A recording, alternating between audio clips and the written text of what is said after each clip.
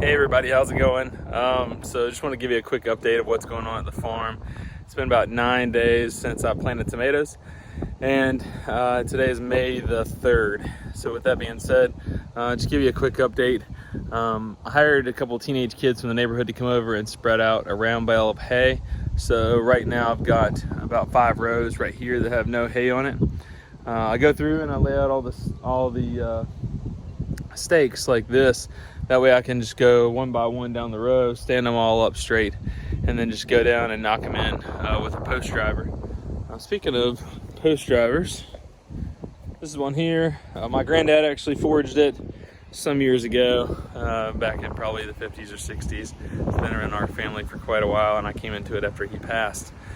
This time of year, there's something going on at the farm every single day. I'm out here doing something, even if it's just for like a half an hour, watering the plants, stuff on the farm stand, just to show you. And right now, I've still got peppers, all these peppers. They're gonna go into my big greenhouse right over here. That's on my list of to-dos here the next few days, is get all the weed matting organized for that. And then this is all rabbit manure mixed with dirt.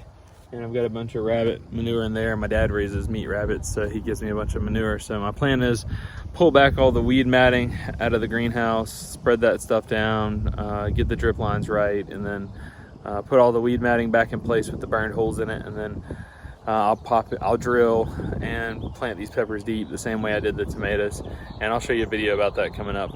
But back to the whole thing of just doing something every day.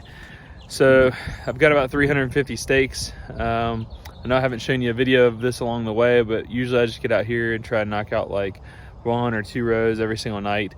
It kind of wears me out a little bit, but basically, as you can see, most of the farm is staked. Right now I've got 15 of the rows staked, and they are 6-foot T-posts. I learned my lesson out here a couple of years ago. We get really strong winds out of the southwest up here. I mean, we push up to 50 and 60 mile an hour gusts pretty regularly, especially in the springtime. So it was midsummer, be my 2nd season, this is my 5th season, so that'd be 3 years ago.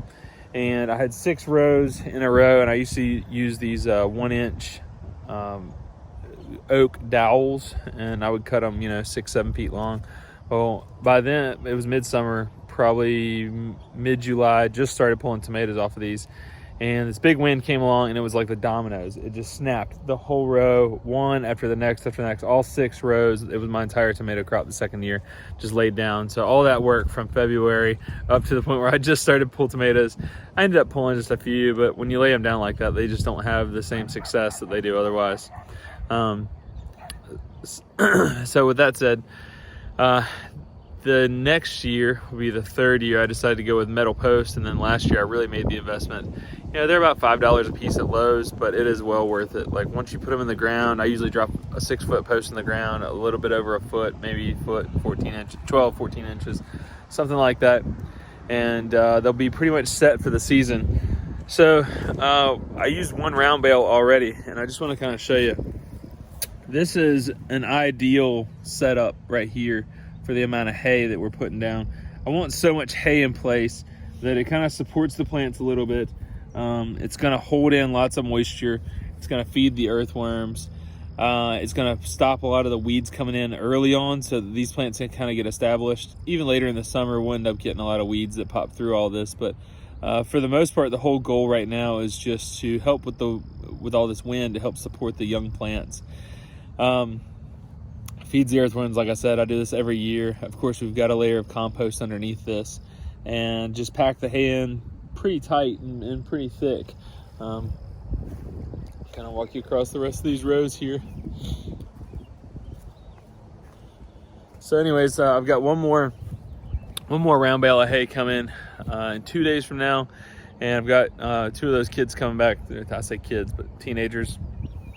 They're gonna come back and help me spread all this on Wednesday. I've got to go do a cutout of a beehive on Wednesday, so you'll see that video. In the meanwhile, they're just going to finish up spreading hay out here. So that's going to be what's going on. And 9 days into it, these plants are looking really good.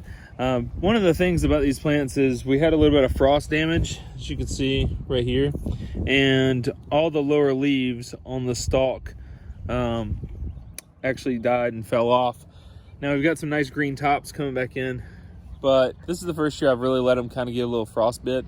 I was trying to harden off the plants, and the benefit is now when I'm going through and cutting off all the lower limbs in about 2, maybe 3 weeks on the first cuttings, that saved me a bunch of work right there.